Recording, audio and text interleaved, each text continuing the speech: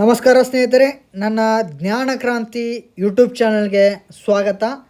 ಸ್ನೇಹಿತರೆ, ಹಿಂದಿನ ತರಗತಿಗಳಲ್ಲಿ ಕರ್ನಾಟಕದ ಭೂಗೋಳದ ಬೇಸಿಕ್ ಪಾಯಿಂಟ್ಸ್ಗಳನ್ನು ಹಾಗೆ ಪರೀಕ್ಷಾ ದೃಷ್ಟಿಯಿಂದ ರಿವಿಷನ್ಗೋಸ್ಕರ ನಾನು ಕರ್ನಾಟಕದ ಭೂಗೋಳದ ತರಗತಿಗಳನ್ನು ನನ್ನ ಜ್ಞಾನ ಕ್ರಾಂತಿ ಯೂಟ್ಯೂಬ್ ಚಾನಲ್ನಲ್ಲಿ ಈಗಾಗಲೇ ಅಪ್ಲೋಡ್ ಮಾಡಿದ್ದೀನಿ ಸ್ನೇಹಿತರೆ.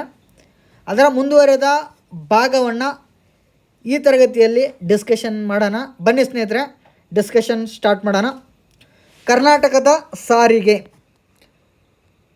ರಸ್ತೆ ಸಾರಿಗೆ ಪ್ರಸ್ತುತ 2,31,062 ಕಿಲೋಮೀಟರ್ ಉದ್ದದ ರಸ್ತೆಗಳಿವೆ. ಕರ್ನಾಟಕದಲ್ಲಿ 2,31,062 ಕಿಲೋಮೀಟರ್ ಉದ್ದದ ರಸ್ತೆಗಳಿವೆ. ಇವುಗಳಲ್ಲಿ 35.70% ಭಾಗದಷ್ಟು ಪಕ್ಕಾ ರಸ್ತೆಗಳು ಮತ್ತು 64.30% ಭಾಗದಷ್ಟು ಕಚ್ಚಾ ರಸ್ತೆಗಳಾಗಿರ್ತವೆ. ಇನ್ನು ರಸ್ತೆಗಳ ವಿಧಗಳನ್ನು ನೋಡೋಣ. ರಾಷ್ಟ್ರೀಯ ಹೆದ್ದಾರಿ ನ್ಯಾಷನಲ್ ಹೈವೇಗಳು, ರಾಜ್ಯ ಹೆದ್ದಾರಿ ಸ್ಟೇಟ್ ಹೈವೇಸ್, ಜಿಲ್ಲಾ ರಸ್ತೆಗಳು, ಗ್ರಾಮೀಣ ರಸ್ತೆಗಳು. ರಸ್ತೆಗಳಲ್ಲಿ 4 ವಿಧಗಳು. ಇನ್ನು ರಾಷ್ಟ್ರೀಯ ಹೆದ್ದಾರಿ ಪ್ರಾಧಿಕಾರವ ರಾಷ್ಟ್ರೀಯ ಹೆದ್ದಾರಿಗಳನ್ನು ನಿರ್ವಹಿಸುತ್ತದೆ. ಕರ್ನಾಟಕದ ಪ್ರಸ್ತುತ 14 ರಾಷ್ಟ್ರೀಯ ಹೆದ್ದಾರಿಗಳಿವೆ. ಇವುಗಳ ಒಟ್ಟು ಉದ್ದ 4,491 ಕಿಲೋಮೀಟರ್ಗಳು. ಇನ್ನು ಕರ್ನಾಟಕದ ಅತಿ ಉದ್ದವಾದ NH ಹೈವೇ ಯಾವುದಂದರೆ NH13. ಕರ್ನಾಟಕದ ಅತಿ ಉದ್ದವಾದ ಹೈವೇ ಯಾವುದಂದರೆ ರಾಷ್ಟ್ರೀಯ ಹೆದ್ದಾರಿ NH13. ಮಂಗಳೂರು, ಮೂಡಬಿದ್ರೆ, ಕೊಪ್ಪ, ಶಿವಮೊಗ್ಗ, ಚಿತ್ರದುರ್ಗ, ಹೊಸಪೇಟೆ, ಇಳಕಲ್, ವಿಜಯಪುರ ಮಾರ್ಗವಾಗಿ ಸೋಲಾಪುರ ಸೇರುವಂತಹ NH13 ರಾಜ್ಯದಲ್ಲಿ ಹಾದು ಹೋಗುವ ಅತಿ ಉದ್ದವಾದ ರಾಷ್ಟ್ರೀಯ ಹೆದ್ದಾರಿ ಆಗಿದೆ. ಮಂಗಳೂರು ಟು ಸೋಲಾಪುರ ಮಾರ್ಗವಾಗಿ ಹೋಗ್ತದೆ. ಮಂಗಳೂರು ಟು ಸೋಲಾಪುರ ಇದು NH13, ನಮ್ಮ ಕರ್ನಾಟಕದ ಅತಿ ಉದ್ದವಾದ NH ಹೈವೇ ಇದು. ಇನ್ನು ರಾಯಚೂರು ಮತ್ತು ಕೊಡಗು ಜಿಲ್ಲೆ ಯಾವುದೇ ರಾಷ್ಟ್ರೀಯ ಹೆದ್ದಾರಿಯನ್ನು ಹೊಂದಿಲ್ಲ. NH4 ಮತ್ತು NH7ಗಳು ರಾಷ್ಟ್ರೀಯ ಹೆದ್ದಾರಿ ಪ್ರಾಧಿಕಾರದ ಚತುಷ್ಕೋನ ಹೆದ್ದಾರಿ ಯೋಜನೆ ಮತ್ತು ಕಾರಿಡಾರ್ ಯೋಜನೆಗೆ ಸೇರಿವೆ. ಇವು 6 ಪಥಗಳನ್ನು ಹೊಂದಿವೆ. NH4, NH7 ಹೆದ್ದಾರಿಗಳು 6 ಪಥಗಳನ್ನು ಹೊಂದಿವೆ. ಇನ್ನು NH13, NH17, NH48, NH206, NH209, NH212 ಇವು ರಾಜ್ಯದ ಪ್ರಮುಖ ರಾಷ್ಟ್ರೀಯ ಹೆದ್ದಾರಿಗಳಾಗಿವೆ. ಇನ್ನು ರಾಜ್ಯ ಹೆದ್ದಾರಿಗಳು, ಕರ್ನಾಟಕ ರಾಜ್ಯದಲ್ಲಿ 20,905 ಕಿಲೋಮೀಟರ್ ಉದ್ದದ ರಾಜ್ಯ ಹೆದ್ದಾರಿಗಳಿವೆ. ಕರ್ನಾಟಕ ರಾಜ್ಯದಲ್ಲಿ 20,905 ಕಿಲೋಮೀಟರ್ ಸ್ಟೇಟ್ ಹೈವೇಗಳಿವೆ. ಬೆಳಗಾವಿ ಜಿಲ್ಲೆ ಅತಿ ಉದ್ದದ ರಾಜ್ಯ ಹೆದ್ದಾರಿ ಹೊಂದಿರುವಂತಹ ಜಿಲ್ಲೆಯಾಗಿದೆ. ಬೆಳಗಾವಿ ಜಿಲ್ಲೆ ಅತಿ ಉದ್ದದ ರಾಜ್ಯ ಹೆದ್ದಾರಿಯನ್ನು ಹೊಂದಿದಂತಹ ಜಿಲ್ಲೆಯಾಗಿದೆ. ಬೆಂಗಳೂರು ಅತಿ ಕಡಿಮೆ ಉದ್ದದ ರಾಜ್ಯ ಹೆದ್ದಾರಿಯುಳ್ಳ ಜಿಲ್ಲೆಯಾಗಿದೆ. ಬೆಂಗಳೂರು ಅತಿ ಕಡಿಮೆ ಉದ್ದದ ರಾಜ್ಯ ಹೆದ್ದಾರಿಯುಳ್ಳ ಜಿಲ್ಲೆಯಾಗಿದೆ. ಇಲ್ಲಿ ನಗರ ರಸ್ತೆಗಳು ಹೆಚ್ಚಾಗಿವೆ. ಬೆಂಗಳೂರಿನಲ್ಲಿ ನಗರ ರಸ್ತೆಗಳು ಜಾಸ್ತಿ ಇದ್ದಾವೆ. ಇನ್ನು ಜಿಲ್ಲಾ ರಸ್ತೆಗಳು, ಇವುಗಳ ಮೇಲ್ವಿಚಾರಣೆಗೆ ಜಿಲ್ಲಾ ಪಂಚಾಯತ್ ಸೇರಿದೆ. ಜಿಲ್ಲಾ ರಸ್ತೆಗಳ ಮೇಲ್ವಿಚಾರಣೆ ಜಿಲ್ಲಾ ಪಂಚಾಯತಿಗೆ ಸೇರ್ತವೆ. ರಾಜ್ಯದಲ್ಲಿ 47,836 ಕಿಲೋಮೀಟರ್ ಉದ್ದದ ಜಿಲ್ಲಾ ರಸ್ತೆಗಳಿವೆ. ತುಮಕೂರು ಜಿಲ್ಲೆ ಹೆಚ್ಚು ಜಿಲ್ಲಾ ರಸ್ತೆಗಳನ್ನು ಒಳಗೊಂಡಿದೆ. ರಾಯಚೂರು ಜಿಲ್ಲೆ ಕಡಿಮೆ ಜಿಲ್ಲಾ ರಸ್ತೆಗಳನ್ನು ಒಳಗೊಂಡಿರುವಂಥದ್ದು. ರಾಯಚೂರು ಜಿಲ್ಲೆ ಕಡಿಮೆ ಜಿಲ್ಲಾ ರಸ್ತೆಯನ್ನು ಹೊಂದಿರೋದು. ಇನ್ನು ತುಮಕೂರು ಜಿಲ್ಲೆ ಹೆಚ್ಚು ಜಿಲ್ಲಾ ರಸ್ತೆಗಳನ್ನು ಹೊಂದಿರ್ತದೆ.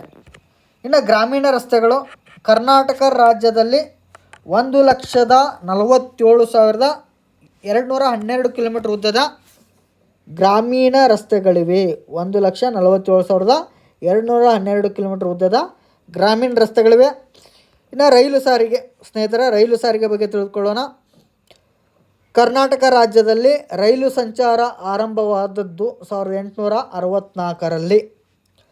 ಬೆಂಗಳೂರು ಮದ್ರಾಸ್ ನಗರಗಳ ಮಧ್ಯೆ ಮದ್ರಾಸು ರೈಲು ಕಂಪನಿ ರೈಲ್ವೆಯನ್ನು ನಿರ್ಮಿಸ್ತದೆ. ಇನ್ನು ಕರ್ನಾಟಕವು ನೈಋತ್ಯ ರೈಲ್ವೆ ವಲಯಕ್ಕೆ ಸೇರಿದೆ. ಇದರ ಕೇಂದ್ರ ಕಚೇರಿ ಹುಬ್ಬಳ್ಳಿಯಲ್ಲಿದೆ. ಕರ್ನಾಟಕ ರಾಜ್ಯದಲ್ಲಿ 3,244 ಕಿಲೋಮೀಟರ್ ಉದ್ದದ ರೈಲು ಮಾರ್ಗಗಳಿವೆ. ಕೊಡಗು ಜಿಲ್ಲೆ ಯಾವುದೇ ರೈಲು ಮಾರ್ಗ ಹೊಂದಿಲ್ಲದ ಜಿಲ್ಲೆಯಾಗಿದೆ. ಇನ್ನು ಕೊಂಕಣ ರೈಲ್ವೆ ಪಶ್ಚಿಮ ಕರಾವಳಿಯ ಉದ್ದಕ್ಕೂ 3 ರಾಜ್ಯ ಸಂಪರ್ಕಿಸುವ ರೈಲ್ವೆ ಯಾವುದಂದರೆ ಕೊಂಕಣ ರೈಲ್ವೆ. ಕರ್ನಾಟಕ, ಗೋವಾ, ಮಹಾರಾಷ್ಟ್ರ ರಾಜ್ಯಗಳನ್ನು ಸಂಪರ್ಕಿಸುತ್ತದೆ. ಹಲವು ಸುರಂಗ ಮಾರ್ಗವನ್ನು ಹೊಂದಿದೆ. ಯಾವುದೋ ಕೊಂಕಣ ರೈಲ್ವೆ ವಲಯ. ಇನ್ನು ಮೆಟ್ರೋ ರೈಲ್ವೆ ಬೆಂಗಳೂರಿನಲ್ಲಿ ಅಕ್ಟೋಬರ್ 20, 2011ರಂದು ಮೊದಲ ಹಂತದ ನಮ್ಮ ಮೆಟ್ರೋ ಉದ್ಘಾಟನೆ ಆಯಿತು. ಇನ್ನು ವಾಯು ಸಾರಿಗೆ ನೋಡೋಣ. ಕರ್ನಾಟಕದಲ್ಲಿ ಮೊದಲ ವಿಮಾನಯಾನವು 1946ರಲ್ಲಿ ಬೆಂಗಳೂರು ಹೈದರಾಬಾದ್ ನಡುವೆ ಡೆಕ್ಕನ್ ಏರ್ವೇಸ್ ಎಂಬ ಕಂಪನಿ ಆರಂಭಿಸ್ತದೆ. ಮೊದಲ ವಿಮಾನಯಾನವನ್ನು ಡೆಕ್ಕನ್ ಏರ್ವೇಸ್ 1946ರಲ್ಲಿ ಆರಂಭಿಸ್ತದೆ. ಭಾರತೀಯ ವಿಮಾನ ಪ್ರಾಧಿಕಾರವು 1953ರಲ್ಲಿ ರಾಷ್ಟ್ರೀಕರಣಗೊಂಡು ಇಂಡಿಯನ್ ಏರ್ಲೈನ್ಸ್ ಆರಂಭಗೊಂಡ ನಂತರ ಬೆಂಗಳೂರಿನ ಜಗತ್ತಿನ ವಿವಿಧೆಡೆಗೆ ವಿಮಾನ ಸಂಪರ್ಕವನ್ನು ಹೊಂದಿದೆ. ಇನ್ನು 1996ರಲ್ಲಿ ಬೆಂಗಳೂರು ವಿಮಾನ ನಿಲ್ದಾಣವು ಅಂತಾರಾಷ್ಟ್ರೀಯ ವಿಮಾನ ನಿಲ್ದಾಣವೆಂದು ಘೋಷಿಸಲ್ಪಟ್ಟಿತು. 1996ರಲ್ಲಿ ಬೆಂಗಳೂರು ವಿಮಾನ ನಿಲ್ದಾಣ ಅಂತಾರಾಷ್ಟ್ರೀಯ ವಿಮಾನ ನಿಲ್ದಾಣವೆಂದು ಘೋಷಿಸಲ್ಪಟ್ಟಿತು. ಬೆಳಗಾವಿ, ಹುಬ್ಬಳ್ಳಿ, ಮೈಸೂರು, ಮಂಗಳೂರಿನಲ್ಲಿ ದೇಶೀಯ ವಿಮಾನ ನಿಲ್ದಾಣಗಳಿವೆ. ಇನ್ನು ಭಾರತ ದೇಶದ ಮೊದಲ ಹಸಿರು ಕ್ಷೇತ್ರದ ವಿಮಾನ ನಿಲ್ದಾಣ 2008 ಮೇ 24ರಂದು ಬೆಂಗಳೂರು ಅಂತಾರಾಷ್ಟ್ರೀಯ ವಿಮಾನ ನಿಲ್ದಾಣವು HALನಿಂದ ಸ್ಥಳಾಂತರಗೊಂಡು ಕಾರ್ಯಾರಂಭ ಮಾಡ್ತದೆ. ಡಿಸೆಂಬರ್ 14, 2013ರಿಂದ ಕೆಂಪೇಗೌಡ ಅಂತಾರಾಷ್ಟ್ರೀಯ ವಿಮಾನ ನಿಲ್ದಾಣ ಎಂದು ಮರುನಾಮಕರಣ ಮಾಡಲಾಯಿತು. ಭಾರತದ ಮೊದಲ ಹಸಿರು ಕ್ಷೇತ್ರದ ವಿಮಾನ ನಿಲ್ದಾಣ ಯಾವುದಂದರೆ ಅದು ಕೆಂಪೇಗೌಡ ಅಂತಾರಾಷ್ಟ್ರೀಯ ವಿಮಾನ ನಿಲ್ದಾಣ ಆಗಿದೆ.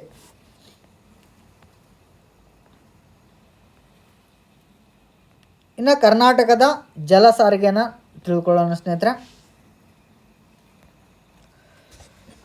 ಕರ್ನಾಟಕದ ಜಲ ಸಾರಿಗೆ ಉಡುಪಿ, ಉತ್ತರ ಕನ್ನಡ, ದಕ್ಷಿಣ ಕನ್ನಡ ಜಿಲ್ಲೆಯಲ್ಲಿ ಜಲ ಸಾರಿಗೆಗಳು ಕಂಡುಬರ್ತವೆ ಸ್ನೇಹಿತರೆ. ಕರ್ನಾಟಕದಲ್ಲಿ ಒಂದು ಪ್ರಮುಖ ಬಂದರು ಇದೆ, 10 ಚಿಕ್ಕ ಬಂದರುಗಳಿವೆ. ಮೇ 4, 1974ರಂದು ನವಮಂಗಳೂರು ಬಂದರನ್ನು ಭಾರತದ 9ನೇ ಪ್ರಮುಖ ಬಂದರು ಎಂದು ಘೋಷಣೆ ಮಾಡಿದರು. ನವಮಂಗಳೂರು ಬಂದರು ಕರ್ನಾಟಕದ ಹೆಬ್ಬಾಗಿಲು ಎಂದು ಕರೀತಾರೆ.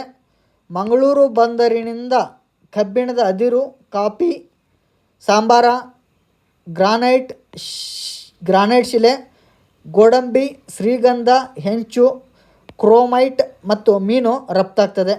ಮತ್ತು ಅಲ್ಲಿಂದ ಪೆಟ್ರೋಲನ್ನು ನಾವು ಆಮದು ಮಾಡ್ಕೊಳ್ತೀವಿ. ವಿದೇಶಗಳಿಂದ ಪೆಟ್ರೋಲಿಯಮನ್ನು ಕಾರವಾರ ಯಾವುದೋ ನವಮಂಗಳೂರು ಬಂದರಿನಿಂದ ಪೆಟ್ರೋಲಿಯಮನ್ನು ಆಮದು ಮಾಡ್ಕೊಳ್ತೀವಿ ಸ್ನೇಹಿತರೆ. ಇಂಪಾರ್ಟೆಂಟ್ ಇದು. ಇನ್ನು ಚಿಕ್ಕ ಬಂದರುಗಳು ಯಾವಂದರೆ ಮಲ್ಪೆ, ಹಂಗಾರಕಟ್ಟೆ, ಕುಂದಾಪುರ, ಪಡುಬಿದ್ರೆ, ಹಳೆಮಂಗಳೂರು, ಹೊನ್ನಾವರ, ಬೇಲಿಕೇರಿ, ತದ್ರಿ, ಭಟ್ಕಳ, ಕಾರವಾರ. ಇನ್ನು ಕಾರವಾರ ಬಂದರು ಇದು ಸರ್ವ ಋತು ಬಂದರು. ಕಾರವಾರ ಬಂದರು ಸರ್ವ ಋತು ಬಂದರು, ಅತಿ ಸುಂದರ ಬಂದರು.